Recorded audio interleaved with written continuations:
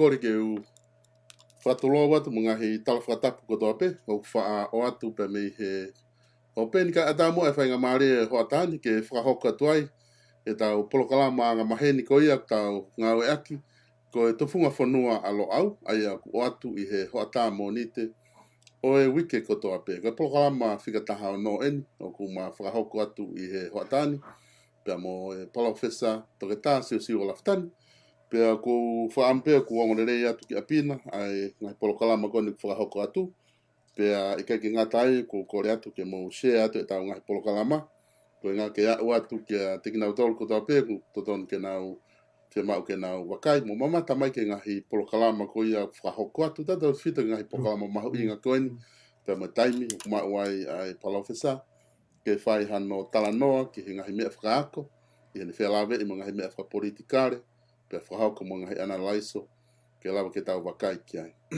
I hotani whoko whiawhia ke tai lerei, palofesa Toktasio si o laftani, ko ilo pe koe aha moni te, koe aho ngawe lahi ia, koe ngā ke polokalama ki tonga, pe a hiri ia, hoko atu mo tau polokalama ko ia, ku o atu miheni, ka i he taimi ko ke tuku ke polokalama, ku whamalo atu he loto honga, i he ngahi wahe koe whahauko, pe whaampea ku lerei mea kotoa mi Australiana.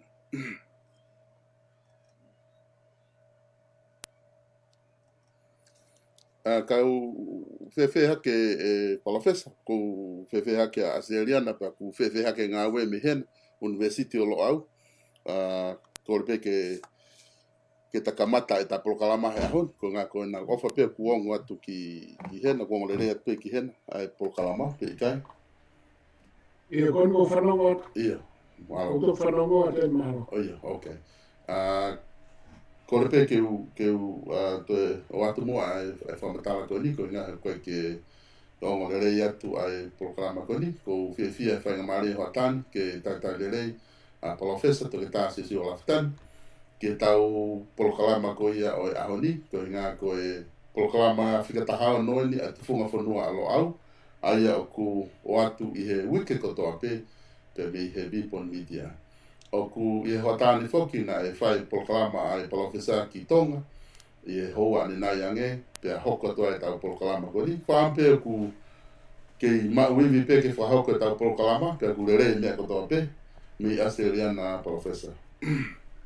Malo pito tonga pe ko whamalo i he whainga mare ko e ni, pe ko whamalo atu i he talamalu o e whanua, mo tu mo e ako. Ko ia o ku kau malu ai.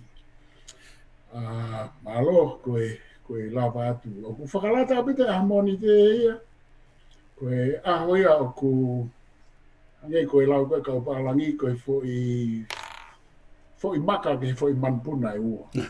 Ko tonga, mo muri, ko e tā noa politiki. Kau whiawhia pe ku na alu pe o na ongo kau hala ke. Ia pe o mea una whetau aki ai. Ko whenga pe o kure rei taha ke ua te tā noa ka mea tatau i tonga mo mea ko e ni ko i ngā. E koe whainga una whanau me i tonga. Mana toi sio e tau pō kalamake ke. Ni ngō kua e o mea o whekau aki ai. Ka e malo he mau whainga maari e. Ka e whafoki atu. Ia malo pito e profesa toi uke ko o si foki ko ki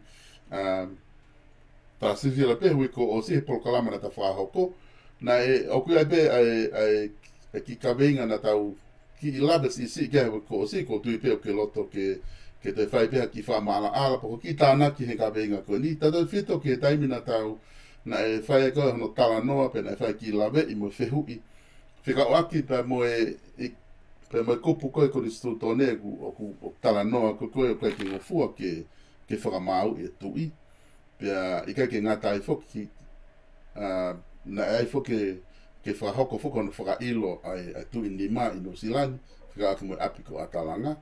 Pea na e koe ke fuku maulere ke toenga mea koe ape na e kaniseri pe koe tutuni whakamau ngā. Ke haka kou tui pe te ke lawa whahaki tānaki mai he ta whaaki koe ia. E ngahi lao pura ko nistu tone i he whakaukau ko ia. Iyo, ko whia lawe ki hanga koe e ku sio ke ko nistu tone mo i ku mahinoi. Koe ako lahi koe nau whai ke ko nistu tone ku ako i he University a Tennessee. Na mau whamoreke taimalahi au pito i he mau wako ke mau tipirio mamo i PA. Pe mo whewhine pola ofesa pe me i Hawaii. Ko Klaus Perkins le aloha. O mawako e mau textbook ake ko ni stutoni. E mau utohe kau filosofa. Economica. Ka koe ako lahena whai ke ko ni stutoni. Pe a pauhanga reo whakatupu mai, keke maho inga ia au ia he lau kupu e ko ni stutoni. Hanga wea o whakatupu mai koe hae ngahi te to i whakaukau maho inga koe ko ni stutoni. Pau nofo pe awai, e oa o ke awai. Toki ai pia whe mau, ako ha kupu pau si o ke ai. Wako tānoa pehe tonga he koe kupu koena ke o mai koe ki hono ko whie lawe no ke ai ko tānaki, ai koe hui kosi. Koe. Ono wha maui ai tu i hano mo ua i he loto ki ai a kabineti, koe whare ai a kupu. Koe. Anau toi sio ke ta polo kalama, au sio ki he uketketo i whakaukau ko ni sutone mohono fuo, e mohono uho. E mahina reo ka te au o uhinga pe kupu ia ko ia o ka pau e ia i hamo ua. Te whakakau mai ai kapineti ko e ki he tui. O kungata pe ia i he mo ua pa anga. Ai koe na o slave piki ai. O koe kene kapa eia u mawhai topu tapu kehe, mo mawhai pure kehe koe o e tui. He kai ke lawa ia o awe ki whamawanga. Koe uhinga pe ki hono, ki hano mo ua. Ka i he loto ke kapineti, pa koe loto koe kapineti i he tui wahange na ko slave ki ai, ke na u solova pe ne kai ke awe ka whamawanga, na u solova mo Piritania. Koe ngahe ko Piritania na tau tarite, koe ngahe mea hai tarite na tau whahau, pe ko Piritania, o fōu mai New Zealand na whai kia e tangi koe e whare areama kapineti, pe mo pare mia a hau ko ia. Ke whingai ke vete ke whi paro pare ma. Aia koe topu tapu koe mo e tae ngata koe o tu ia o ku ikai ke alu ki ai o whatatau ki kupu o kai ke alu ki ai foi whakarea ai a koe. He koe kuni sutone kono mai e hange koe lao ke tonu e tau whauhinga ka o te ai pe voki ai anga ke tonu e tau whauhinga o whatatau ki hono uhinga. Ko uraki. O ka rea mea ano ua koe tau interpretation, koe tau hanga o whakauhinga i atu i he anga a e tau whakauhinga. Ea koe foi isi ui a kua. Koe whakauhinga e koni sutone, nange na waka e mukosi, i hono uhinga in its own terms, whapaparani in its own right. Koe isi hono ua koe tau whakauhinga i atu o whakatau ki he tau uhinga a tau tau. Whanawake foi rea koe ko interpretation.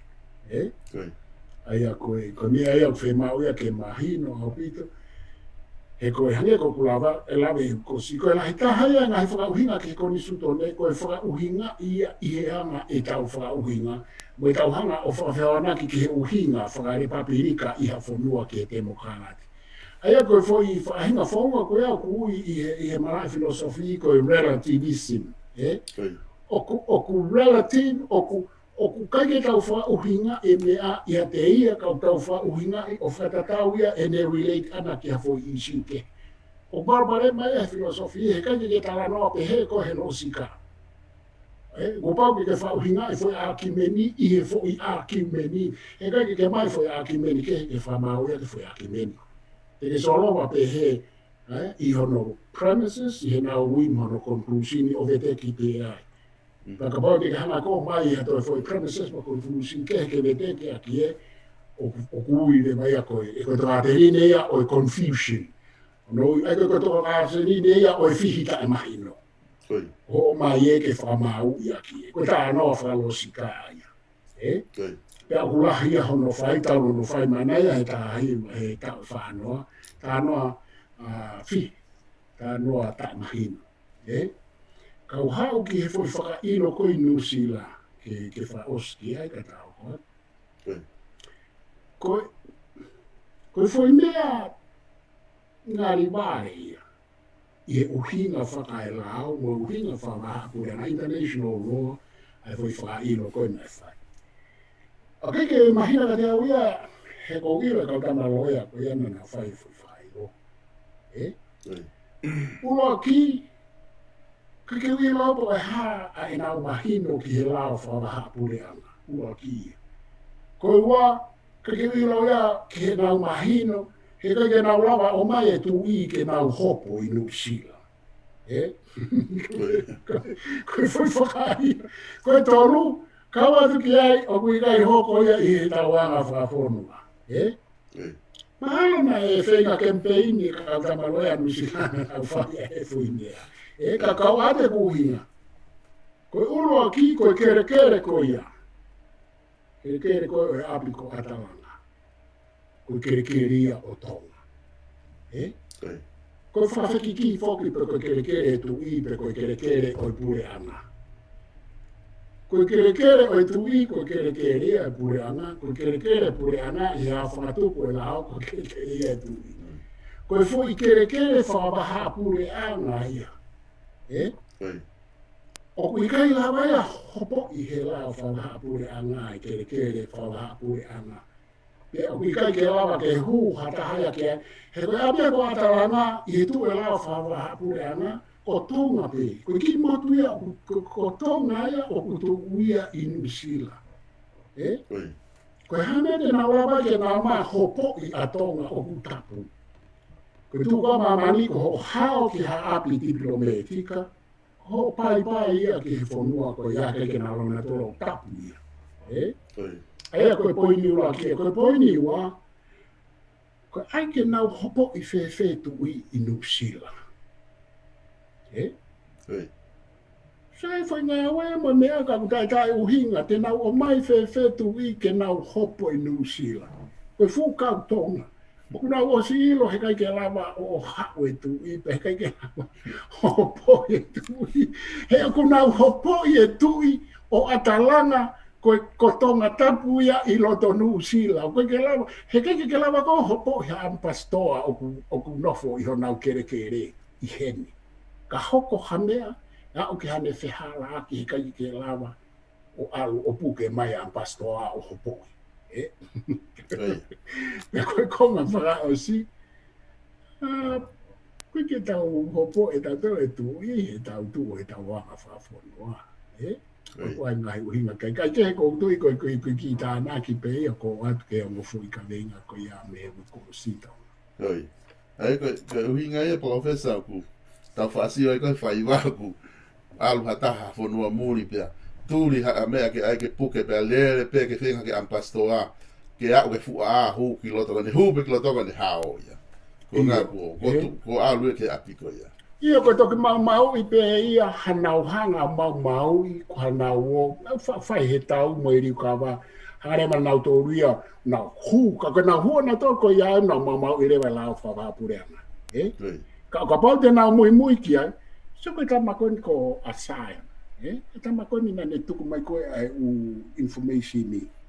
A secret intelligence ai ko talatu o ko ai information ni ka ke tuku mai ko ia me loto classified intelligence information me America e ka ke tari ui ko ataki tu o hanga me ko na kla e ko me au hoko turi America alo hu ho wa pasto wa mate ala be America ngata tu ko ne ha ho loko ne no fo ho higi me amaso ke mo pa ko foi hopo ko na atonga ko na foi hopo ka rivare ia ko to foka ka wa ia ki ai e kusio he da bolo kala mai na ha fo fe ui o te ga ke fo foka ka ure re ki ai pa ko ilo e ka lo e ko ia ma si e ka pa mai hare mai tu I ki atalanga ke na lawa o fa me ki ai Ko me ko na fai ala ntayo ni. Ko fu mau lao ia inu sila mau lao he lao fa ba pureanga ini me ko ne alo fai ki atalanga. Ko bona ne mai no lao fa ba pureanga ki alo fa fu ni. Tok tu mai ko re fa more mai ko nga ko no foha. Mai ki loto. Ko te ko re fa more ai ke ya. Malo pito professor ko kabenga foki na tai ai. Ia se ko talo e ta ha wen ko ka weekend e fiha ko ta no fope I separation of powers. A fu kabenga la ia pito e ko weekend e fiha ne ta fononga mai ai. Ko ka ko ta o mai ni ke fra mau anga na ta kamata ai he wiki ko osi. Ko konga ko ne ku o ku ta a ke he ahoni ko konga la ai e mea koko whai e tālanga he nai kau ko ngai a koe fo I lao e ono ko nai whao koe pure anga ko osi ke whakahu koe pure anga ko osi he whare area aina nau pehebe nai whao ia he pure anga ko ki mua o tui waka no pa nau te mai pe o ngau ak whila te tau ko ki iwe si holo pe o kaui he mea ko ke whiri e hai ai kau whakamau ko kore atu ke katak mua hoko atu he konga ko ia I he whiri ko hai o totonu ke ne whiri ka whakamau, pe ko hai o kulotonga whiri ko whakamau, he tau whaunga lolotonga tai nini. Ke katake o hoko atua e tala no hea honi. Io koe talo e ta tala noa mai, te kai ki tala noa ke foi a poini koe ni te ulawe ke he na wanga tuku ke ta mai ke whamau wanga. Koe. Pe te ta alu tau aia me wahe mo e wheta au fi ake mawhai I e ta proklama koe ni ka kōpau pe ke ta ke whakakau mai pe. Koe. I he tala noa politiki ko tō pea aku kōpau ke whakakau mai. Ka koe ta ke he I he ta lere mai koe ni e ta hau o nofo I he fwoi tōru. Koe. I koe ta whai whanonga e tū te ta hopo atu ki he te ta hopo ki tōa. Koe. Kai kei foki mai pe he kone make sense pe kone uhinga pe ia mea koe politikare whakate pukalati ka pau te tau tala noa o whamaunga mai ki he vahe o mawhai. Hange koe tala noa koe he whaiwa whatonga. Koe mea koe whamaunga haka. Ho whaiwa ki matau mohema te ke hao tā, te ke mulumai, te ke haa, te ke haka waha haka, haka tu kau ta ka te ke foki mai ke whamaunga haka. Ko whamaunga haka hai ki mua ke matanga. Aku pehe ta. Ko rui feke. Te ta haka ki he, te ta haka ki he. Te ta mawahe me foi mawhai lalahi koe me tonu. Mawhai pure lalahi. Ka te ta kei foki mai pe ke whamaunga. Koe separation of powers. Ka koe poini kau te kai ke tala noa ki ai. Koe foi la kanga koe head of state. Ai koe foi la kanga mahu inga ia. I he umea kehepe. Ka koe ne hau koe ki he whiri koe oi kau whamauahi. O kui ai kau High Court Justice. O kui ai kau Supreme Hono Ui Horo Court Justice. Ko ai kau Federal Justice. Ko ai kau Court Appeal. Court of Appeal, Court of Justice, me hano whainga ui kalas keke. Tu ke hame kau whamau wha district, me koe kau magistrate justice. Ka koe, o ku hangarewa e he uru, o kui koe head of states, o ka tau pe i he republika, pe moe pe moe demokratiko ia, moe pure anga whatu moe demokratiko ia. O le harawa whakawhai kehe, ai whiri o kau whamau. O keheia me he whiri kau wharearea, o keheia me he whiri kau tāki executive, o keheia me he whiri kau ngā whapureanga, o keheia me he whiri o kau sula. Ka te talawe ke kau sula mahu inga, pito i ku kau ia i he whamau. O mea maria no whiri kau sula, i he tata noko. Ka ku hanga e he uru, head of state, o whai ai whawhai e ke he koe ne uhinga ko mahu inga ai, ke o ai whiri e hataha politikare ai kau whamau. Para ku ki parapare mai i he fui whakarea ko ia ai le papirika whakademokrati e tonga. Te whito i he tuunga koe Amerika, he kui kai ke aha nau pare mia. Koe nau pare mia o whetau ia e ngai kōwana. O ku hange ngai kōwana koe e fui state e uanoa. Koe kau pare mia koe ta anoa ke federal aini, e koe ke mō federal i Nusila. I ta anoa i he rewo federal. Hange ia koe mau kau pare mia. Koe uru, ko Amerika o ngau whihia, pa pare mai o au ke hahon, te hanga he mea koe ni koko e drum, o hake vai anga koe, o hanga, o kuiai hono sai, so ko Republika Amerika. Whiri e he Palestini ai kau whamau, High Court Justice, the Supreme Court Justice. Te whiri e Trump ia, i he loto ki ai Congress, ai party koe a Senato, ko fe kupu e Senato, ka koe kupo ini koe hame o whiri he Palestini sai, koe kia paremia koe kōmana, ka koe tāno Amerika. Ko hono uhinga he ko ia ai head of states, koe ulu ia, pe neo ku whiri he kakai ai Palestini o Amerika. Ka ku hau ia nofo ia o kehe ia me he kau whaulau, ai koe nau lawe kei kimua. So o ku ulu whakaluku fua, pia koe politician ai whiri kakai, ka ku hauranga whakakaukau koe separation of powers, pe koe wahe mawhai, tuku ia hei kai ke kau ia he senato i he whaitutu uni ai senato. Koe Palestini ka koe ia ai head of state side. I he uhinga koe head of state. O ko anga ia to tonu, whakakonistu tone, ke ne hanga whiri kau whamau. Koe lau ka ato koe kau whamau, whiri he Palestino Amerikau toko te au tupu. Koe kau federal justice, koe kau me whakahinga ofu. Court of Justice of Appeal, koe hano whainga. Ka koe whiri koe ne tramuna ne whiri ai whiwhine e taha. Ke whetongi ai a koe na tekia, toki toko pe ko pekia. Pa ke hera me ai ene toi firi ka ko pau ke loto ki ai e senato ka ko senato fo ki ku na to pe na to ko la hi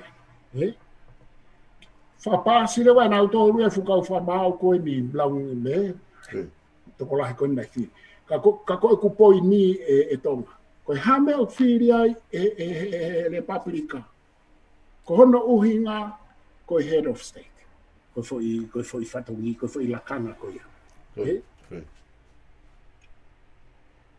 ko tu ko Amerika ko vana tatau mo mapare miana lave ke ko ai o me o lava pure atu a palestini ki o state ko ia o ko ai o me ai o ta o fi mai e ko vana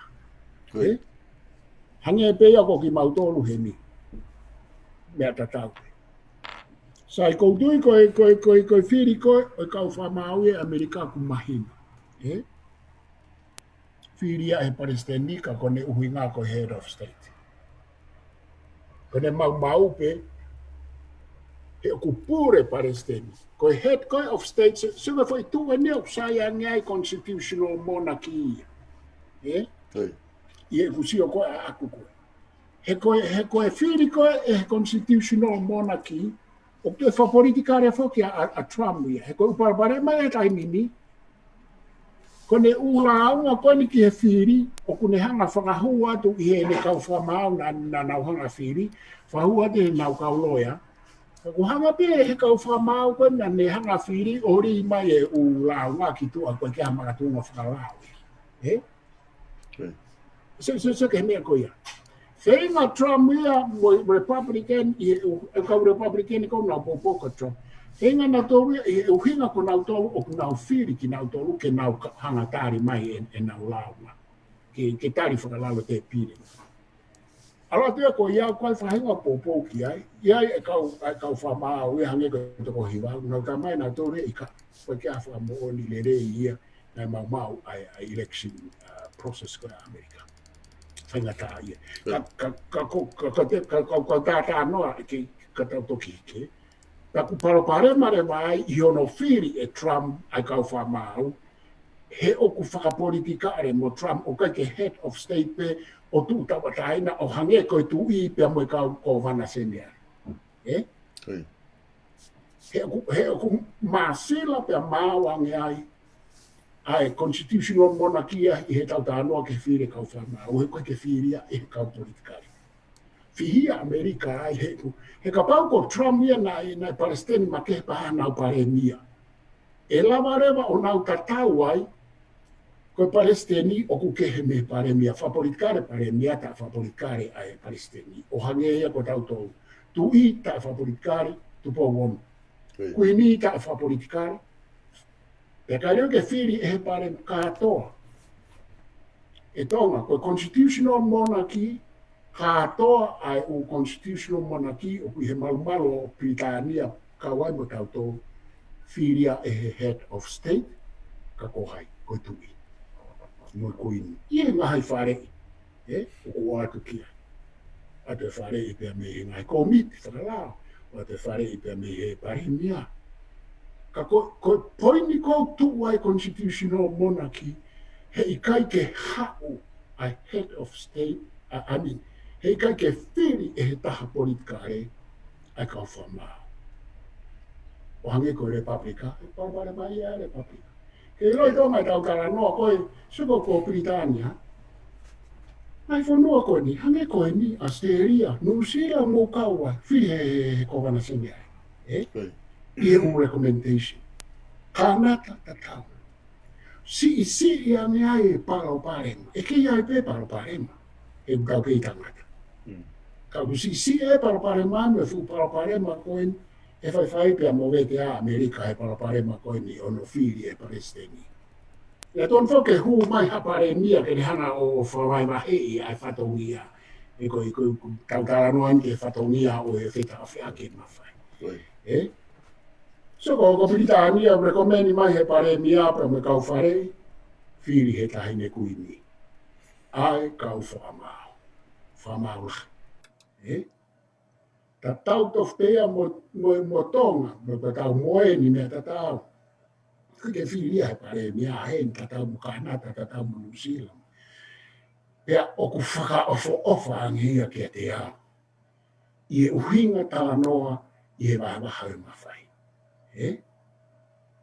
He koe tui, koe kowana seniare, koe head of state, pea o ku ikai ke nau whakapolitikare.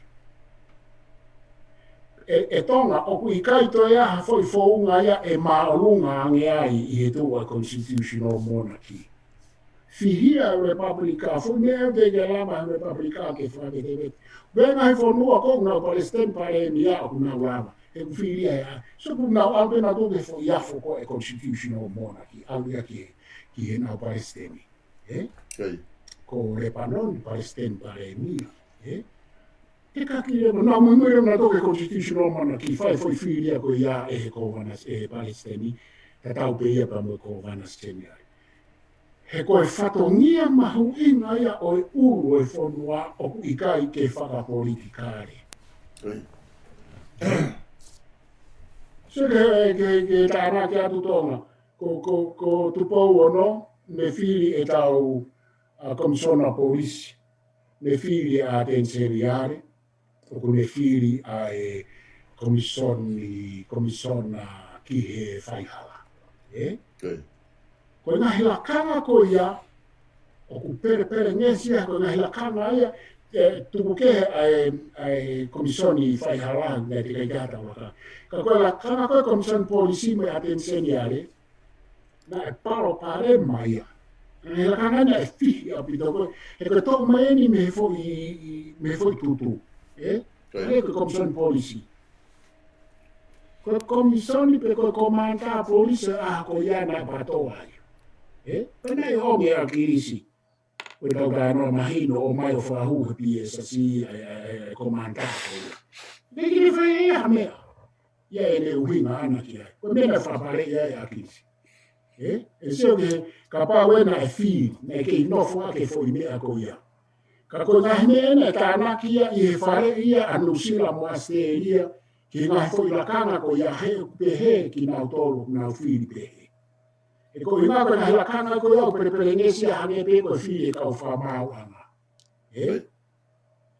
Pe o ku fa poto ane a ono fi e to ta o ku kai fa politikare. E ke te ta fo me e ma lunga nge ko ma lunga ta ha ko si e ma man mo ma fa la o pe mo fa mau ana mo fa to. Ko fa poto ko fa i holo ia ko ta no ia pe ia ko ka no fa mo oni ona ia. Koe whakamooni ia o ku whaia e Republika, ka ku parapare mai e Republika. Koe whakamooni ko kala noa tau ki ai, a eni ia o ku osimahi no, pe koe te ngā ue u whanua e ko ia, pe koe te ngā ue ki whee. Pe o ku hoa pe ia, pe mo head of state. Aia koe huru me alalahi ia ki he ku wakai ki ai, pe o ku makatuunga hono whiri, pe a mei he kakai, o ku nau ihe fo i tau kei mo ilo mo poto tau potu taha he lao. O ku kai ke whiri noa ia pa kai ke hange koe whiri whareari ake ke lawa to tohina ku silawe ki ai. Mahau ina au pito pere ngesi he koe mea e ke nau wha uhinga e lao ko nau toke nau wha mau. Whie mau e kakai o ku nau maalunga whaka qualification. O koe ke atu ke hata noa ia koe nu whai holo Facebook a mo mea. Ko utala no ko tau fai no ia holo ko tau pehe o ko tom ke pehe he ka ke nga we aki he fa mau anga boy fa uhinga lao ana autoru mo tutu ni ka fa mau la o ko ke o atu halau ia Facebook ka me ke tau mahino ko tau ta no pe tau to he tau ata ina ke rea ka ko fa mau anga ia ko o mai e fa kau a kau filosofa a kau loia matau ke fai aki hono fa uhinga ko o mai nai u keisi pehe nai hoko, ke tau hanga o mahino i lelei. Ko uhinga no whiri mai, ko tau tukai to ngā whiri he tu i me to koni a pēnolo. Ko kuonga ko kuonga ki muana whiri pe he tu i, mo to koni ai hakoina, whatahato koni. Ko ahoni, ko ai hono kau whare i, tau te ame kau pēnolo. So toi ai ke toi ke toi mamafa ange toi tānaki atu ki ai. Ka o ku whiri he tu i a tu i whakamau lahi. mono kau penol pe fi fotu he paremia ai kau fa mau lai tu ke mai no fi ria kau fa mau polisi fotu atu he paremia hata hai kau fa mau lai mo kau fa mau tang si o kai penolo mo tu I se ke foi process ko ia sa pana wa fa tu ku mai pe fa mai hange na lave ko no fi ria ala tu he kai to ia I hafounga ia e sayang he founga ko ia. Ko malanga I ko na fai mo lao e ono ko fodu to mai ke betek. Ka ko kai ke ngata pe I he fatongia head of states ka ko fatongia fa ko institutone. Ke nofo I he fo I mea ko ia. Pe neo he kai ke hawa ka ko lelita. Hange pe ko tau so ke system fa demokrat. Oku I kai ke hawa ka koe sistemia ko tui mo mahino e mamani koe sai kahaya I he tala noa ke ngai te fito I whakaukau tuku ke he ai constitutional monarchy mai pe o monarchy ai. Ka aku I kai hawa ka koe the best. Pe ka pao e awe hono ngahi nao nao te fito whakahua sistemi hange ko mea tau sua e constitutional monarchy whaofofa. Aia koe kutala noa whakaluku fua ia ki ai, ki he whiri.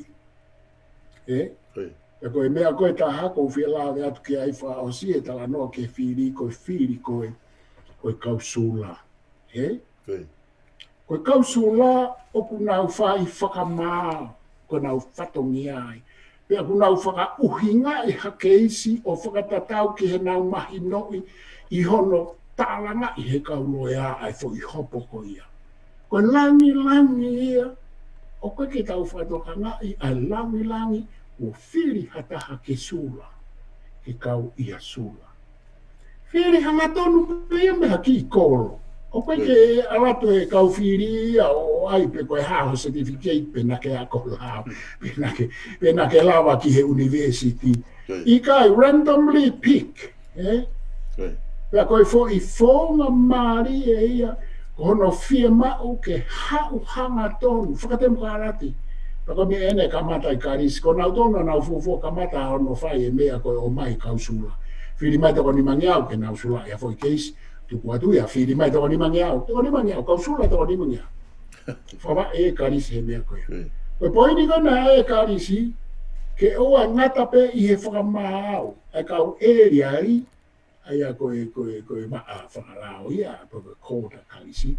Kai toi oange whanga maari e ki e kakai, ta tau pe ko hai, ke toko mai ke hao ai haane whakamao, fo I uhinga whakademokarati.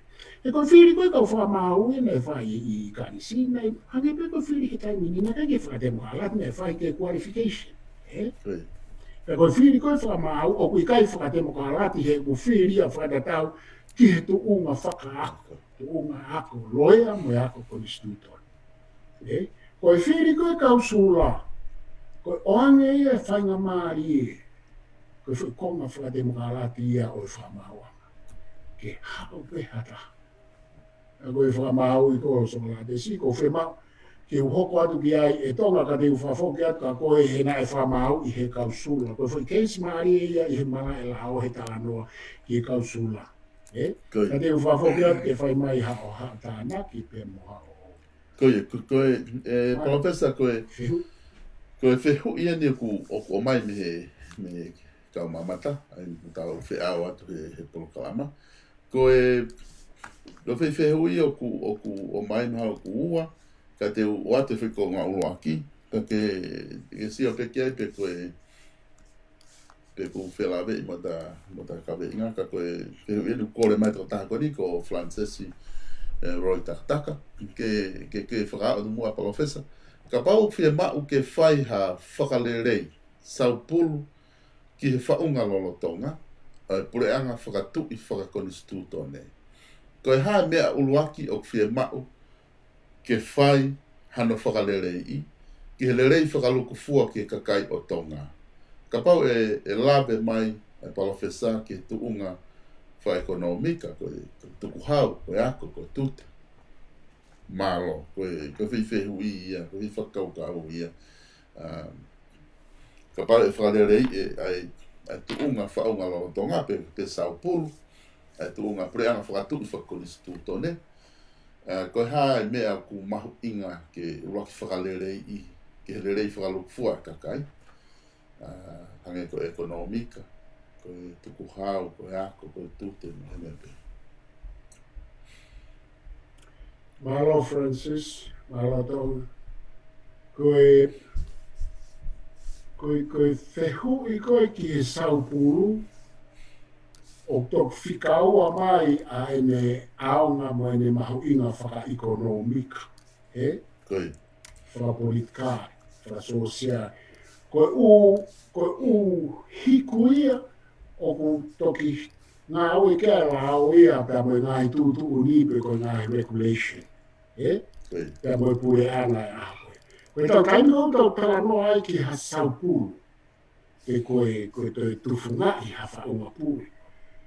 O ku tau sio peta tōrea ki ngāhi nofo anga koe oe mawhai pure. Oe political power, ihe, kupu taki, ihe mawhai whaurao oe karearea, ihe mawhai whakauhinga lao oe whakamauanga.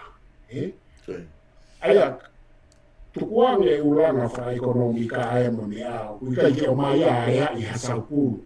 Ka te tau whakatonu e fo Sao Paulo. Ko Sao Paulo e ko Institutone mo lao. Ke whakatonu ke tau siofi ai haane whikau aki ki tua.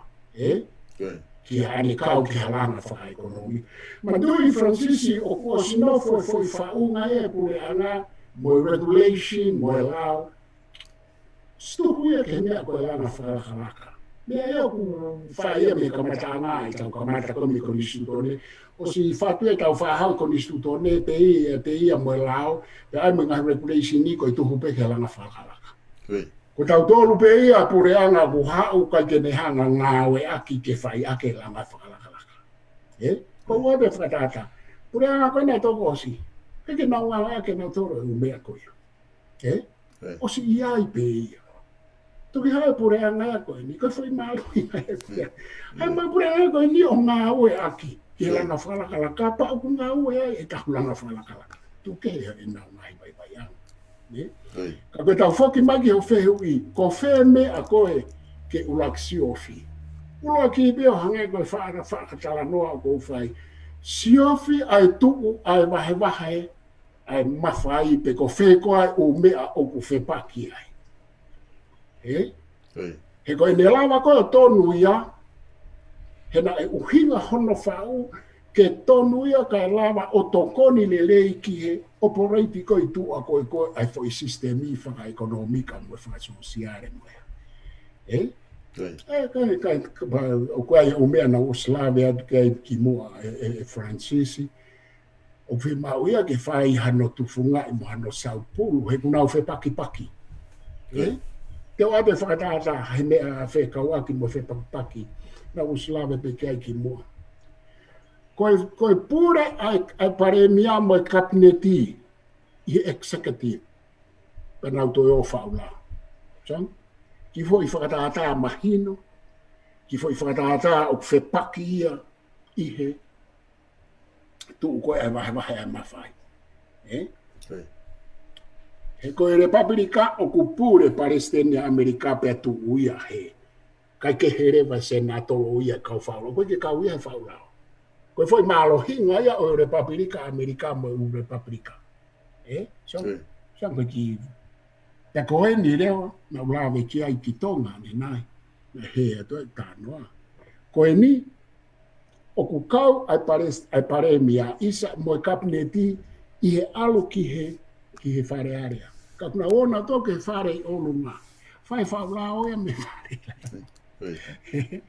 Koe hao anga ia, o kuna pure he executive nau alu ke whare area ka nau alu ke hapa house. Nau tō reo nau whai hifo I sivi e whaula ai a House of Representatives. Pa koe kuta anō koe ki tonga ne nai Francis, na kutala noa ke rau hanga he wa fe hongo furua mau I ai for separation of powers ko ia e tau hanga to e tu I e ko ia na hau o sivi ai pare mea mo kapneti i neonga na nau liliu mai pe o whatato kon ka nai mea sivi ai koe tu i he wikai ke whaulao tu i e pa koe ke whiri mai ataha o tu ataha ia me mea whapolitika. Koe o mea ia e Francis te ulaksio au ia ki ai ka pau whea mau na talau ki tonga ni nau whea mau te whai sau pulu ia mo tu funga whanua i o mea koe na kei o ai ai whatata koe ni ki tonga koe mea ke hena o tāno ke ki tonga. E Francis. Ka kohono mo ni ange ko mea koutua mo lo au. O ke mahino ka te au ia me alahi he foi liri ko he wa fe mo fulu pe na na mahino ile i ko na mea na fai he asla mai he au. So ko mea ta e Francis. Se ke na fika ko ki he fare area. Ko na fika o pe he to ta hau pe ka minista. Ka o ke mo pare mia. Pakato kia haki ni i e kaua kia i pe malawa peke majority hata haia i he toenga me he toko ua no i he whare area. Sene foi fika hala ko ia. Ike ke tonu e foi fika ia ko ia. Tau tau hau. He koe toko ta haua koe ai hou eiki. Na whakatata ki mo. Suka ke na hana tolo ilo.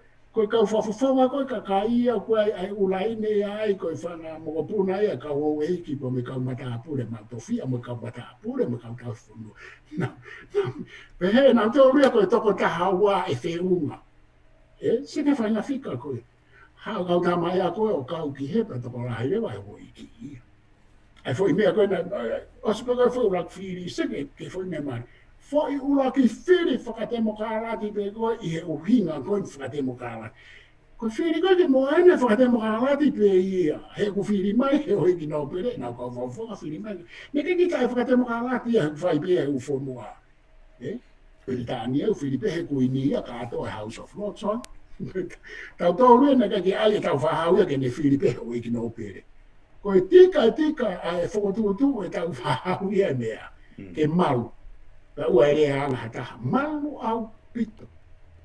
Ai pe ia me whiri kau nau pere nau. Toki rea peka ka ia ai o ita ke tui ko pe he ko i o me whanu. Ka kone ita peka ka ia ke kau nau pere. Pe koe koe uhinga pe ka oku hoa ia me separation of powers ke whiri pe kau nau pere ki nau. Sike mea koe.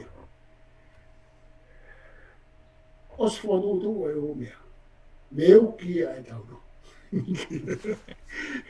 Koe whehui kana ko ai ki tonga ane nai nau he hake ki he isu koe ni. Uta anoa aku e tau a tau wha. Koe ku he hake, he nai osu whakatu tuku ke wheta awhi aki ai mawhai.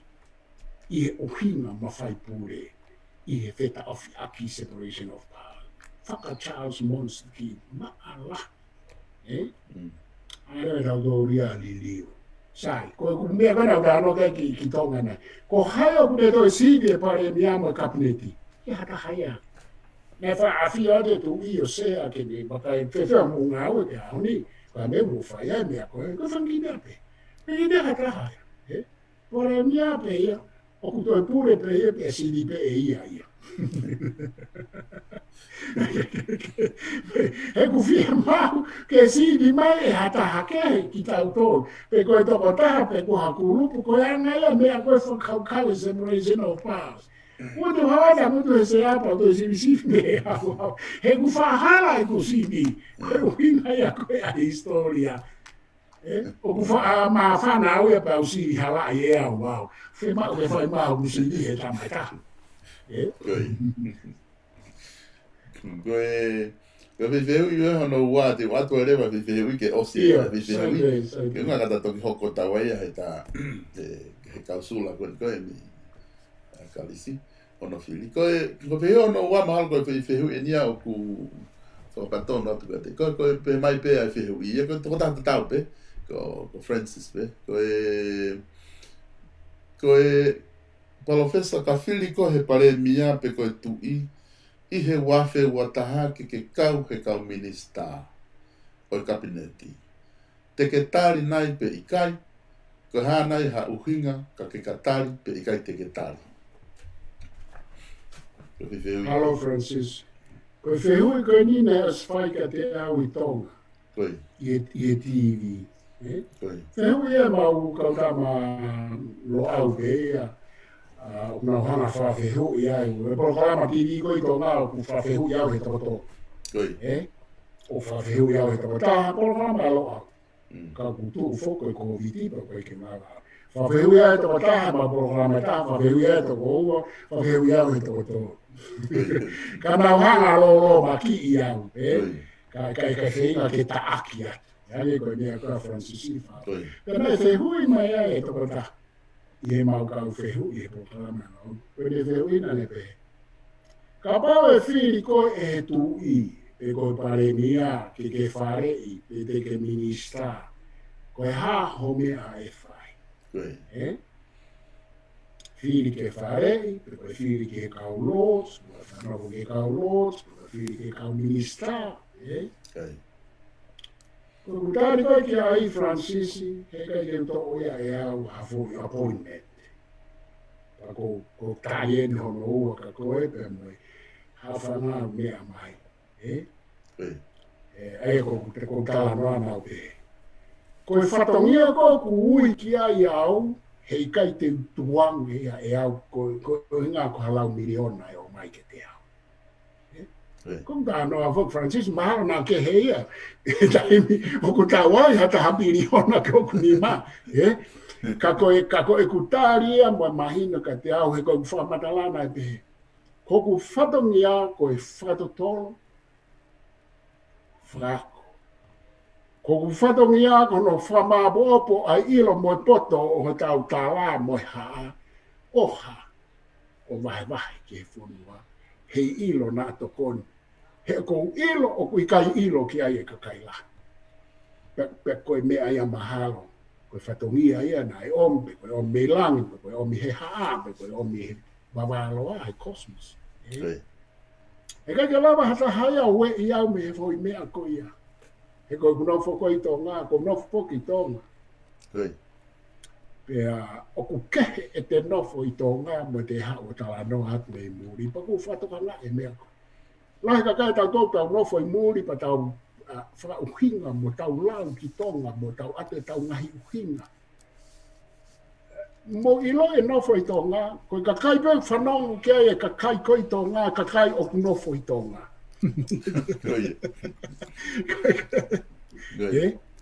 Pe au kunau whanongo ki a te au he ko nofo I tonga. O kai ko au talai hanga mai, ko ku talai atu mo on. Koe uhinga ko nau whie mau mai, ke polo kalamang e peo me hen ki tonga. A ke uhinga koe a he kuna uongo ia. O ku mau I ai, o ku mau mamahi, o ku mau kai hamu whakataha, koe nau whiewhia, o ku mau whiewhia. Whe mau I ke ilo, hange ko ksio ke kau whawhawhoka whareare, ko ki I lawe he rope solo ke mau ni mau. O ke uhinga ka te au ia, e kau whawhawhonga, te teu kantiteiti, o nau nofo I muri ka nau tala noa ke o kantiteiti. He a kui kai uhinga ia ke kai tonga he mau nofo ai. Ke lava ko ia, o tā noa mahino. Pea koko sile au I tonga, nai whehu I mai pako haa, ku lau ke kai pehe, o talanga au ke totonu ke whiria hatahai. He ku tae whakatemo kārati. Mo ilo ia Australian, mo ilo ia New Zealand, mo ilo ia Amerika, he kai ke nofo ko ia arepea pa ke toki hau, he mahina e tonu ke hau whiri kantiteiti. Hei kai whakahu koe te mokarati, he oku tae ma. Oku tae whakate mokarati. Ko sio ko ke kau kantiteiti o kanu ai nau malanga ai nau mea tala noa ki tonga. Koe whehui ko mai he tonga ai I tonga he mau nofo. Ka mea koe ke hau ai ke tau nofo. Koe whiri whare ai au whai. Nei o mai kau kama tala mai ke ukau ang ke pāti ai ka kai nofo muri. Ko National Party ko apa ko ya. Pa kai fuke ui loia ya, ta mai na do ai ke mau whakataha ke mau Zoom. O ta ke ai ko mau Zoom ko na ka mea ke tau taha no ke. Ta mai na do siwa. Ko ai ke whakatu e tau National Party. Pa da anga na do. Ko gata. E ke usia foi mea whakamore ta imi mo. Ko petrol field ko malai tau ku I tonga. O ni ka ia halao ke whiri atu a muri ni ki tonga. O ki tonga a moutore mourini ka whe kandidati o whenga I ke ahala. Ko whakahela o ku whakahela ko kalaka moutoro he maunofo I tonga ho moufo tu mea. Nea o kaupehe whoki masi kakai tama kau ka inga I tonga ko ke toka I mai e tau more. Mai tau more. Tau more. O ku kai ke toka nga mātonga ia ki he tau more. He kusi o pea tonga ia koe whatongia ia ki tau whai ane ki tonga. E whema ki tau mahi no e u te toi mo oni koe. Kau whak mai so, Koe hako e whehu e masi I kou ki he a tau. Koe e mwe masi ia pe. Koe io ki au, io. Kau whak mai ka ki au. Kai ke uto oia e au Francis. E ku mahawi nga anga te au ia. Io ka kokau. O sila he u approach pe he mai I tonga ka te au. E ke wangata ratu. Koe ki tāria ea. Ki tāria ea. O so mai u whatongia whakai whare. O mai u munu ia. Nea kei ke walau ki tonga ka hok whema o paanga. O se unga pe paanga. Koe me paanga no au ke whai ake whatongia. Koe ke whema ia ke maua miliona. Whema e au mai lo au. E whai ho mau whatongia koe ni ki e le rei taha. E Francisi. He ku whakamo'o ni. Ai mau ku hoko he whonu wako. I kai ke rea ai kau wako. Aro kau wako ea tohi kai ke toha se nolo e whiha e nau toho. E sai pe ia. Ai nau publication I la. O publication I pe au. Ka aku I kai lau he ka kai e whonu wa e publication I. Ko I tau u paraparema kua hoko I tonga, si o hinga e ka.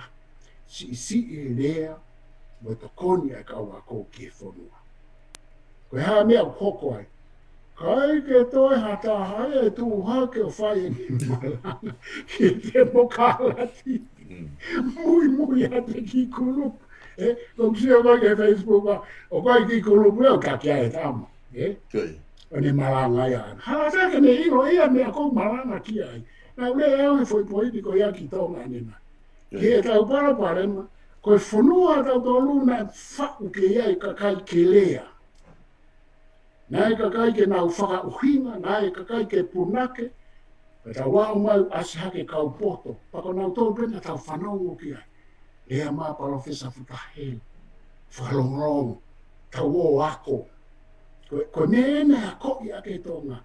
Lea matapure. Koi aku ne tānake tau ilo. Tau whanong ke matapure. Tau whakata tau tore kau matapure. Ko ilo lahi o fufu e kau matapure. Na e whao e society ke mau e tau whahau. O te tau noa ia. Ke toi hatama ia. Ne tau.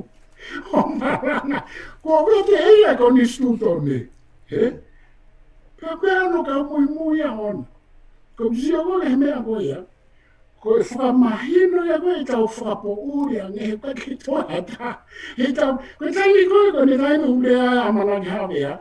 Koe kakaya na e teu he siasi mo e whonua mo e a ko ke nau tokoni mai ki ho tau whamamaa.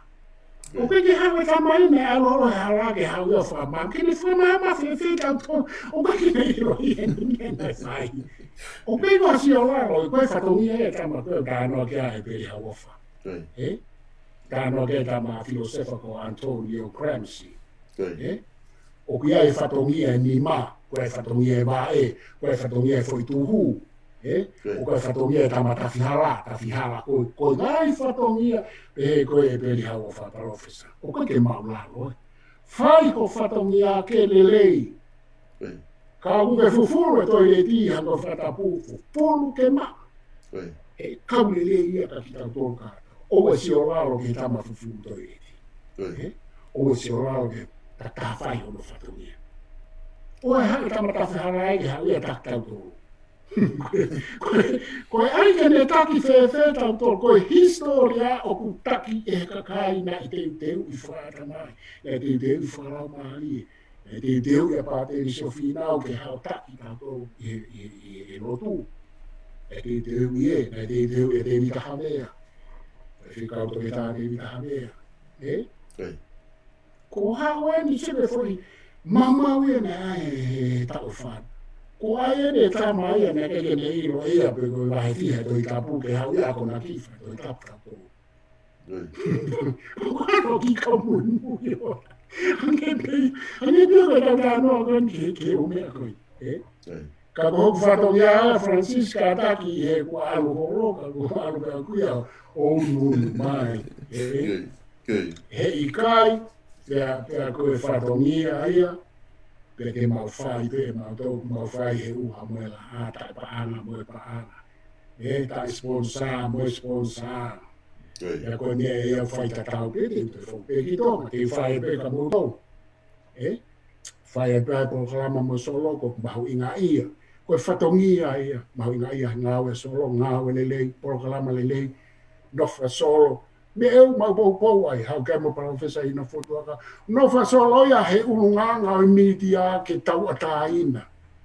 O koe ke alo kau wha politikare holo ke toi whakawhihia I hono hala. Ka godon ke tau mai da tō ke whainga porokalama pe he ni o pou ki ai he tau mau he ni ai tau ataina koe mai ai tau whahau. Koe tau o pou at ke porokalama wha politikare pure ia tu he patoa.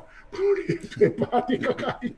O kuta e mai ma te mokara ti mosio ane wheo koe ai hami tia I muri o pure he kau politiki he te mokara ti e kuta. Ka kofe, ko tonga pe, ka koe fok mai Francisco, te pe mahi no ate utano. Ko e te tūra peha to ki makani, o a o ki he te maha. Whafo, mai na peka te au iau, o mai ngā hitara ki, mahu I ngā ia atu e taki koe, me tau kakai a maolonga, e tau porokalama, ma porokalama ma whai whawheta. Kai te rehanga e ia o liliu au, ia koe taimi koe whai hala ai, ko pau ke tala atu ia ki ai me wakai ai no au tatau peka pana ne maa ku kontureki. E ko uhinga ia e Francisca u whao se tonga kano. Ko whae u fotu, ko whae u whaafi ke whare ki ha, ke whare ke ai tonga. O ku ikai ke tari e awa mea. Kai ke ngata he uhinga na ko ai atu ane nai. Ka ko e ku uhinga ke tu he ka lo au fe mau ke mau tu tawa taina o te mau ka mau to ke fa politikare te mau ka mau to ke sias wa ya ngai lo tu mau ka ki ai ka ke mau tu tawa taina he ku mau inga ya ke taimi ko te mau le ai mo sio ke foi fatongia ko ya o te fihia o ke patoa o te fihia pat ka kai o te fihia ke ho e ki o te fihia ke tu ka fa ya lai tu I te fa na ya Fai hala me koni su tone mo la.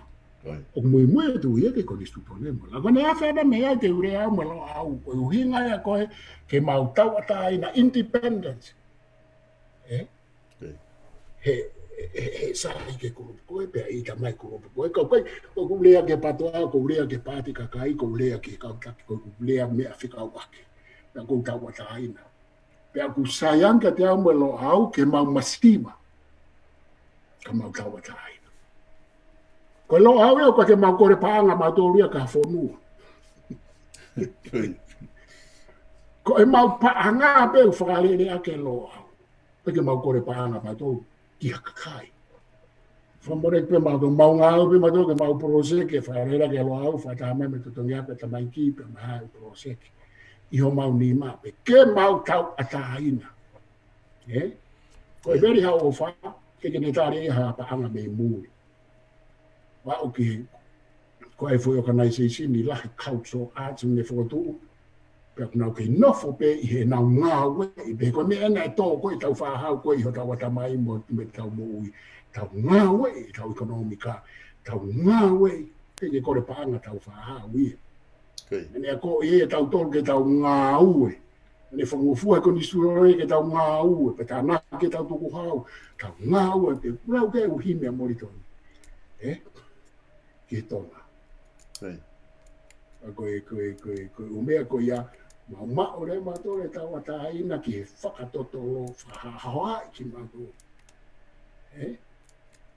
Ko tui Francisi, fe hui mahu inga a koe pa kou, homo atu au tala noa ka upusai. Koe ke ha university online pe university I tonga e tu tau rai. Ia peka ka ia e Francisco na mai ke sponsorize you.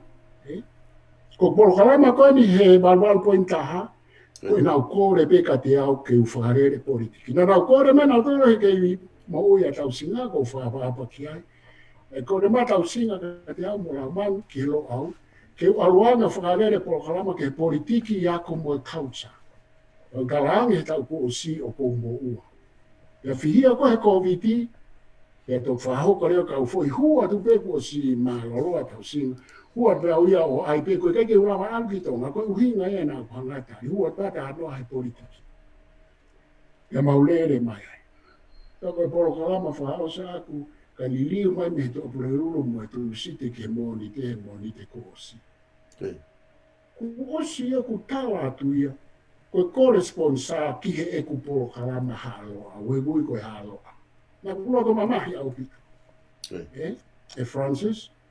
Nā kuloto mamahi koe kake tawa mai ka te au, he koe polokalama koe nau kona woto. E tawa mai ka te au, he e kui kai ke kore paana au ki hata. Mo papiliki. Tapu ia he loko. Tapu ia.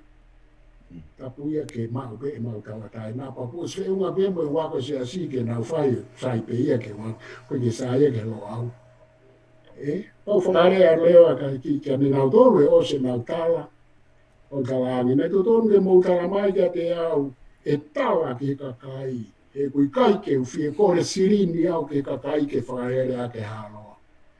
Ka ke toi hoka te pe polokalama. Ko ke wai lapo hai tūma ni sponsor. E nau whie mau pe ke wai tū e polokalama. E ura rānoa nge mōni i te kora. Ka ko tui tōna. Ko tūkuat.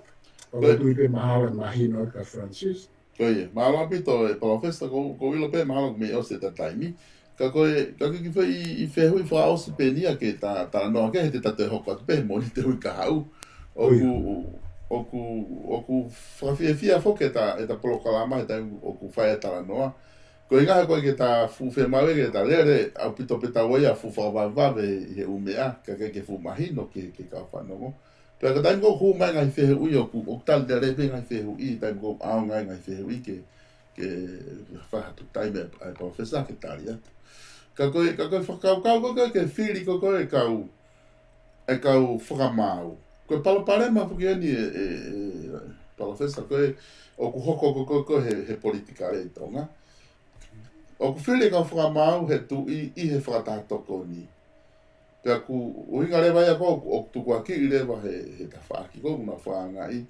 Oku kai rewa ke tau ataina e tau whakamau anga. Ko inga he ku whiri ia e tu i koe ke nau tari ui nau tolu ia. Koe tau peheka whatatoko ni ko kau lots. O koe ke ka rewa ke tau ataina ka whakamau ia no alo anta ko ia. Pea e ke rewa kai whee rewa ko hai rewa tene whiri. Tamai rewa. E saian ke to o mai whakamau ia o mai ke whiria e he komiti whakamau. A mai tama me he society lao o mai tama me i whee. Mai pe kakai ke nā mai o whaina toho no whiri. Pea ka kou whee hui. E tau ataina angi ai whakamau anga. Ka pai ave ka komiti lao. Komiti o tok whao ai kakai lao. Ke nā wanga pure i pe tau ataina pe ia he system lo tonga. Koe whee hui ia. Ia koe mea ene o whai a tonga. Pea te lahe ngai parapare maa ia. E koe ana koe tuu koe a society ha whaina whaunga wha politikare. O whie mau ke ai toko taha ia heka i o runga. E koe whatapu. Para koe mea e koe whamoni i koe i he mala e lao mo e whamahona mo historia. Ko pau ke toko e toko taha ia o kui orunga kato. Sangi he tau pehe koe ke ai ke tau tatau kui ka. Kui ka. Nā si whakahoko rahi e Britania parapare marahi ngā tōria pau koe ke te whakahok mai tō i. He ku whie mau ke iai ai toko taha ke o mai e mea o whangatuku. Ko mea koe au whaka-psychological, o ku whaka-social, o whaka ke natula tangata. He utau tupu pe he whani. Mo whatoka ngai, oa, ko mea koe ko kore ke whakamamao e ai koe ke tau tatau he koe kai ke hoko, nā kuslawe kai koe kōsi. Koe ko tonga pe au tuku he fo i mea koe. Kua pau ke iai hange ko kalanoa ki head of state. Ko umeni ko sivi ia, whakatau kei, whakai ilo, whakai whatotoro, i umala e pa o mai rewa ke tau pehe. O kai ko hamea ia ko hafu i lau pea e hatama. E ko i lau pea e toko tā, ko i toko ua, i kai. Pea whakamoni ia ko tainko ne ai ai pe nolo, ta ai ai hatama e maalunga, ke ne hulu e pe nolo ko ia. Ko e toki soko soka e pe nolo ia ko ia. Ka ko paurewa ke omi e tama o ku i kai whakapolitikai. Whamore more atu koe whakaukau kena mahe patoa ia o ku hala ia koe ai ke pehe ke tau tatau, koe ai koe pehe koe mai ke whiri he kakai, koe whiri e he a ko u whakaukau ia koe iau koe ke whai e mamanu. He koe hae mea na e whai e he patoa ke nau whamoni ia ke u whakaukau koe ia. Na nau whatotolo i historia, na nau whatotolo i katoa i ufonga pure, na nau whatotolo whakaako, i kai. Ko e nau henpiki holope, ai umea na nau whanongo ai mo mea, o hala katoa, o kou whakahalaki katoa. He kui kai ke aha mea pehe i mamani. Ko mea kou nau pehe ke tonu ia ke he republika kai halai ka tau tolu constitutional monarchy. Pa ko mea ko ia, i kai. Whatutama kia ke IPP nolo, whatutama kia ke IPP kaulots, ko whehu i ke heia pa ko hai o kune whiri. Se ke mea koe nai omi moia ke tau whiri kau whamawanga, ke tau whiri e whare area mo kabineti. Ke whiri e whare area koe whuka kai noa ia pe ia he umala, koe ko pehau kwa kai tamau inga. Ka kai noa ia he umala i ke he kehe. Nai whiri mai ke whalera. Ke nā maa whiri whamawanga koe hae nau ilo ki he lao mo konstituto ne pia mo uloloto u whakaukau. Koe uhinga e o pau ke o mai ai kau whamau. Pako tau tolu, tau constitutional monarchy o head of state e tu i. Mo iloi ka to'o e tu i, hange koe ngai whakaukau koe nā, sai pe ia na whatuma. Kua pau ke toi whiri mai taha ia ke hao o heke heka he ku whie mau ia. Koe fo i timania o whie mau ia. Koe hinga kai ha. Koe hinga ke ia e mawhai. Ko tau tolu, tau tui o tua, o koe ke tau tatau e o tua ka tau tō. Mo whatonga ia. Koe u whakaukau e neo loloto au pitu loloto whakaloto. Loloto whafilosofia. Koe lotu ko tō ape koe ke tau o atu o tatau. Koe lotu ko tō ape tau atu o kui he o tua. Pe koe haa whainga o tua koe. Koe mea he humankind.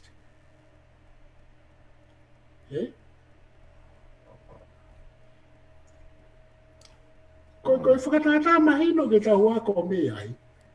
Koe fu lotu lo ataha koe tau mui ki ai Vatikano. A koe ke whiri ai kakai. Whiri pewe he kau kāti nolo. Koe ne tambeu he kātu i tau puia ke sea turuuni. Kua pau ke iai kau kāti nolo, pea moi tu i tapu kai lawa whakarere si ke whakawhiofi ki he o tua, pea moi kakai. Ke tau whae me ngai whakakaukau whatu tā maki koe ai ke tau whiri kau whamawanga, pea kui kai whiri nā tōreta. Le whiri koe he tu i e kau whamawanga, mō mea le leikia. Koe whukakai lao katoa, ko nistu tone, ko wholahe mai nau certificate u ririka, koe ke tau mahina ka tau tōko tamata mai. Ai whakafunga au e kunau whai. O koe ke henpik mai tu ia me hene sa ia. E mō whatoa ngai, nea o ka pau mahene tu i me whamau koe. Ka mō whatoa ngai o ku basic i he qualification. Aku pau rewa koe tu koe tau whao ngā ko pau ke a whio ai tu i hange pe koe ai koe tau whata hato ko ni he no ai mai pe a whio tu i ai ke ne sio ke ngā au e pau ke ai e mawhai pe he. E koe tau tō, mō whatoa ngai tau tō, ka pau ke tau oato kau haku rupu kai ke a hataki, o ku tau he. O whie mau ke ia e taki. Ka koe ngahi mea mahu inga i ke tau mō ui koe whiri e tu i whamaa mo e mea, ku tala mai mo toke. Mo e a taki. Arua tu pe kau whamaa e toko whia. O whie mau ke te ai mo e tama. Hango ai koe a te enseñare mo e tu i, hango ai palestini. ai tama ku ki si o pe he i fo ke ka fa ma e ka ko ai tama ke si o pe ke ai ka ba ai fa ka ko na ko ta ko ka to ka si o pe ke fa ma u pe ke te tama ke to ki si o pe i fo ke ka fa ma to ki vai na ko ka fa ma e ka koe poini e pa mahina ka te awa ai koe ke whiri. Koe foi parapare mai me ai mai koe ai ke tau whiri kotoa. Ai ke tau ata kotoa ki tua ki loto ai ke tau tariwi katoa loto musi. Koe te te lopo ai kua ai tānoa ke mea koe nipa tānoa i toka. Kai te ko tu te mahalo ki fa te mutali. Ko ia, mahalo pito e professor o se ta tai mi ki ahon. O te pe mahalo ko ngari fe unga ai potala no ko ta fa hoko ya hodi. Ke dau tuku ke ahon tu ke ka kwa ha ki fa ma opo mai. Ka ta toki hoko te we ka u te ta te hoko te pe fa ma wana. E u konga ko ni te ke ta ho nai ki ta hoko tu ai. Io, ko ngan ko maui nga ia ke utala noa ki hono foi whamau I ko sa lates ko tohi ko ia pu e tae loko ea kui ko apology a whamau en ko nei aloe o whapongi sa lates si ka ko whamau I kau sula pa ko fie o mea ko ia ke tau wakai ange ki ai pe mo mea mai ke ngahi aki meni Mari e nai whai so lates ke ko whaunga ia o tala noa justice e te mokalati ai fwoi tala noa koe. Pea koe kau sura ko ia, nai whiri whiri koe nau ukupu koe e whare area ka lisi koe kau ākon. Hange na tō lea koe whata hatoko ni. Koe pouri e koe whare area koe ai koe kau whamau angai. Hanga he kau ākon I tau behe koe whata hatoko ni o whare I ai pouri e ai whare area, pia mo whamau ngā mo I ke whiri mai kausula. O alpe he ko process. Mo whatoa nā yangi. O kui kai ke whiri he kakai ai kausula. Pia kui kai ke whiri pe e pouri e whare area. E nau assembly.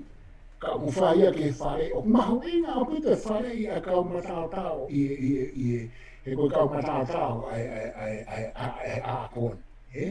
Ka mo I ko kau whamau anga ia. Ke whakalatala tau whakaukau koe ai ke tau kau noa, ke whamau anga, koe ai ke tau whiri kau whamau anga, he koe historia mo tala whamau anga, o pau ke whemau ka kai matau tau. Tatala tau whakaukau me mea koe ia. Tatala he koe kai hoko ia, pa koe kai hoko pe hei kai hoko ia. Koe mea ke whai mo tō. Ko puhina ke o te tau nofo ai he whakakawenga. Ke tau hanga o tala no ai, mo tau kei whehui, mo tau hanga o kei whai e ha, mo e ha, ki he umea ia. He kai pe hoko ia. Ko tui e tanga ko whamaa popo. Ko mahuinga prokarama ko ni, ko ne tā ko whenga ki ai, pa ko whamore more ana. Ko whapapa. Ka pōke ke tala no mahina, ko ngā he ko whulaha apete tai mahina o ia he ko isiwa. Ka ni ko mea koe ni. Hei kai peke whiri e hakaka ia ka bros. Hei kai pe whiri e hakaka ia ka whamau anga. Hei kai pe whiri e hakaka ia tu whamau. Hei kai pe ai hape noro ia tae ia I hataha ke I noro ngai. Ki tō tampa kau me he mea ko ia. Ka tau whai mai ki he reality ki he moni mea fo I mamani. Pea ke tau hana whapapau I maupe. Ke tau whawhiona ki mau pe ke tuu ai separation of powers e tau tala noa. Kai lawa ke whakawhiwh ke tonu. Ke tau hanga mau pe manatu I ko tau tolu ko constitutional monarchy ko ko republic. Tala noa whaka constitutional monarchy ka o te tau tala noa whaka republic I he constitutional monarchy he kai peka ngā ue. He peka ngā ue. Paku whamamahi ia ka tau tolu. Mo e ka kai lahia mui ki he foi mea ia. Hei kai be hoko ia. Na koe whatongia ia o ku ke tala tuka ho whiri a koe. Ia ia au.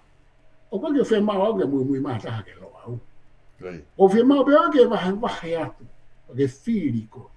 Ka pote ke pehe koe ke I tau kawe I pe. Ai whiri o e kau whamau. Whiri. Pake au pe koe ai. Pe au ki whi. Kaya ko whamaran o whalai atu tonga, o whalai atu mutol ko pena e whehui, whamasila ta mai mutol na mo mea mai tatawatu. Malo pito professor, malo pito ke kainga fa mo mamata mai ke tau polo kalama ko ia tu funga fonua lo au i he hoatani. Fa malo lahi atu tau whea mai i ho ta me konga ko ni ko tau polo kalama i ahoni. Te tau te polo kalama pe i he mo ni te wika hau, taim ta tau pe pe mo professor te ta se se olaftani. I he tu funga fonua lo au. Ko e ngata e tau polo kalama ke ahoni. Fa malo lahi atu ke ting motol ko ta pe mo e ofa lahi atu ke ting motol. O se pe wai e kau kore mai ke mo fanki feu to moi mai ka te tuku ka to me ka ke wika hau te whahu hua te tapolo kalama wika hau fanki feu i o mai he kainga ke tau wakai kai kai malo pito e professor au ki afe he ke ngai te whai fanki tuaki ki ka taha koni no au whato koni mai ka to ki whao se pe polo kalama ka ku ofa atu ke te koe pa me family ki Australian malo pito malo. Yeah.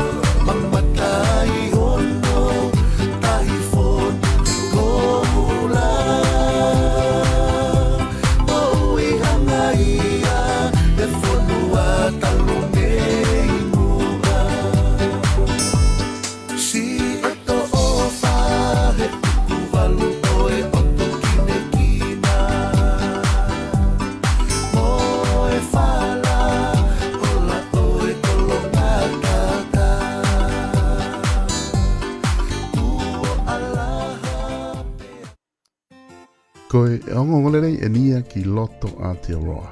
Kainga tonga, ka pau o ke whakaukau ke whetongi a hao melere aki ha melere fo o e kuonga, koe Chimana Wholesale Autos o loto o tahuhu, a e kaudaha melere ko fuola tau, e nau toko ni ho tau kainga Pasifiki, o ta tawa i be koe hatu unga o ke iai. Aia e ne whaka ofa e nau melere fo o pe te maa o whiunga mo ta wivi whapanga. Koe Chimana Wholesalers o loto o tahuhu e maotoa e veni 4-wheel drive kehe wau ki he tau wafi o wanoa. Veni whamiri se avalu, se hongfulu mo se tahaua, pe ka lau ki he mau kaha oua, whaka of atua menere. Whatonga iang e mau klasi veni manakoa ki he whamiri koe Mahintra tau wafi o wanoa.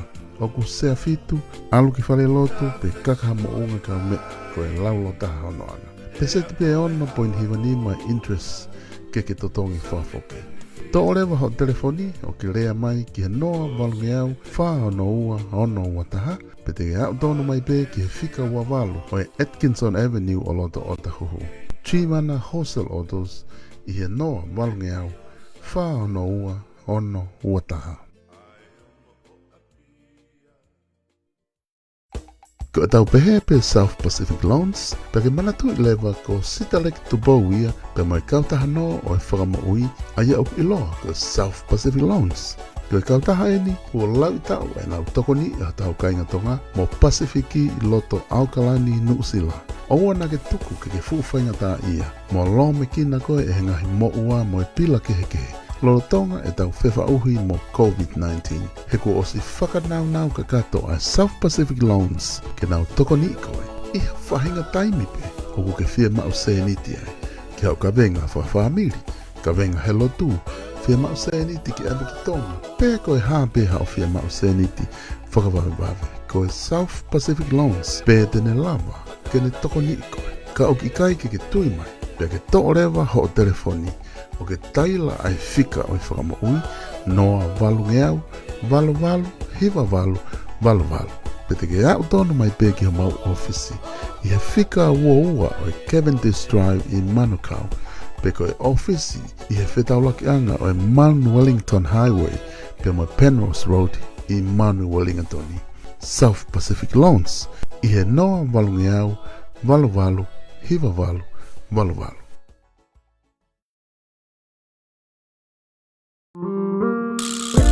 Beautiful Tonga, okay, lere mawhana I bea program a ahi, mo whakamaakolo ai Beautiful Tonga I he Otongani. I kai ngata ai ka whai pōpōwangi e he kakai o ngahi tukui kolo, o tatau pe me niua o a mai ki tonga tapuni, ai ahi kolo tonga whakaofa, tau ke maa mo matawa maupe.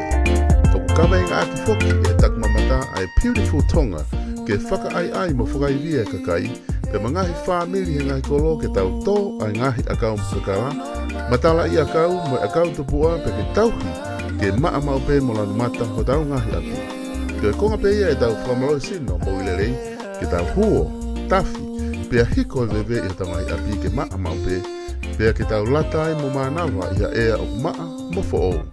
Na ko I whanau ke whanawhana maupe ki mu ai mau mea tokoni, kai lava ke tau mo ilerei, mo hao me ngahi mahaki tau te whito ki he COVID tahiwa o ka o mai. Ka o mai ke tau Beautiful Tonga pe tauhi ke maa mo lanu mata maupe he koe tonga ia o tau lau kau mo pore ai. Beautiful Tonga o ku atu eni I hangalelei ai Tonga Tourism.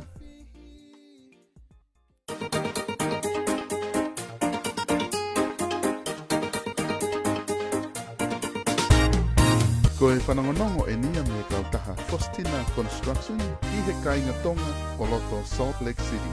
Lo tonga e tau whiwhauhi pe moe mahaki whakaauha ko COVID-19.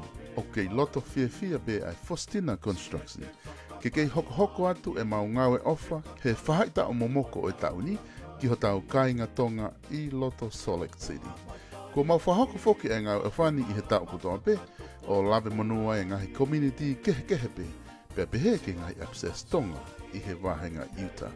Lolo tonga e tau e uangafulu tupu ko mau ngau e langa ai I he Utah State.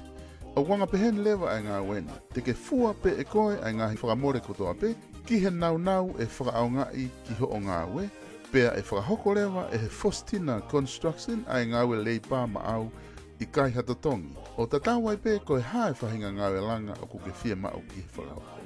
Me he ngā we sima driveways, basement, pe stepu, sidewalk, pe heke langa hao deck, retaining walls, landscape, pe koe hapea whainga ngawe langa o kuke fia mao ke mau tokoni atu ki te koe lolotonga e whai tau momoko. Oua na ke whainga tā ia, he whetu taki mai pe taku o ku mau sani tungua. He koe whai pe I he loto ofa mo e fia tokoni ma au. Pea ke inasi ho tau kainga tonga I he fia o ku ausia e ngai community ke he I he ngawe ofa o ku mau whahoko. O hounga ki he Faustina Construction, e ngahe tāpua ke mo ui o tau inasi kotoa hai. Pea mo e whakatawange ke kei o ona pe nge ia mo e langi, he ki hi ngāue o tau lava ke whahoko.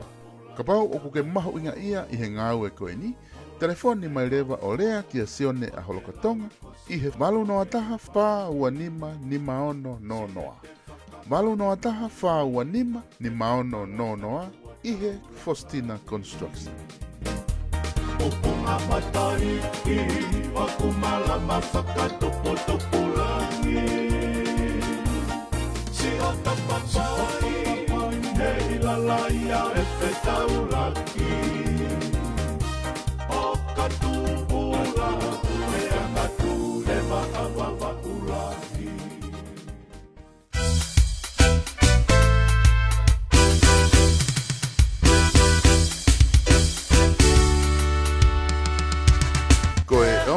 elia pe mi he kautaha aveuta ki tonga tapu pea mo wawa'u ko e tauataina Freight.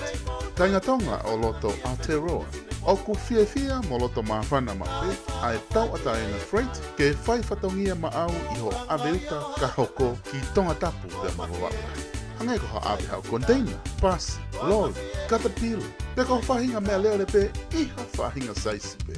Awe katola, talamu, puha, nau whare, aisi. Pe ko whahinga nau langa pe. Ko e tauataina Freight pe taha. Tene lava ke ne whakatauataina i ko e aki hatotongi matu a whakatu i mo. O ki kai ngata he mau aveuta ki tonga, ka au mau toe o mai foki mo container mea kai aisi. Tuotaha i he mahina kotoa pe me wawa, pea mo tonga tapu foki. Ok, hoko atu pe foki e mau ave, ta e totongi ho katola ki tonga, pea mo wawa. Pea o paanga pe wha e walungeau, a e mau container ki wawa, i novema pea mo disema. Pe aku malawa ke mau deliver tu ha whainga puha pe, i ha whainga lalahi pe. Pe ka pau o ke whea mau talamu kaume, o ku te whia laka ka koe talamu he. Te mau deliver tu pe hao puha, pe talamu ki ho api, ke whao whia maalia i ho uta, te mau toe pick up o. Oua na ke whakaukau, ko ha aku talai hanga mai. Ka ke hau tonu mai mua o ke ki ahi e mau service.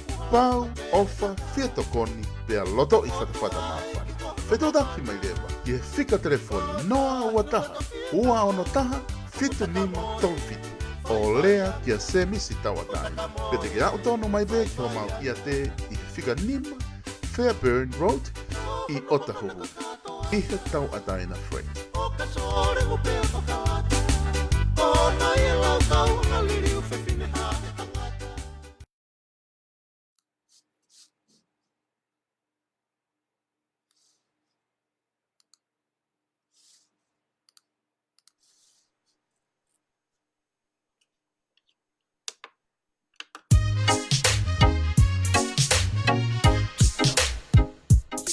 It must have broke your poor little heart when the boys used to say you look better in the dark.